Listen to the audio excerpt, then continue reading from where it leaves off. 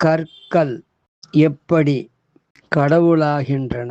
ஒரு கவி சொல்லுகிறார், ந த்விஷந்தி ந யாச்சந்தே பரநிந்தாம் ந குர்வதே அநாஹூதாக ந ச ஆயாந்தி தேன அஸ்மானஹ அபி தேவதாக.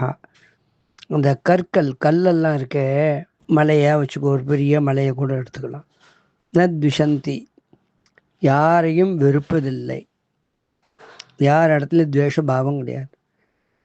ந யாச்சந்தை, யாரிடத்திலும் எதுவும் எனக்கு வேணும், இது வேணும், அது வேணும் கேட்கறதே இல்லை.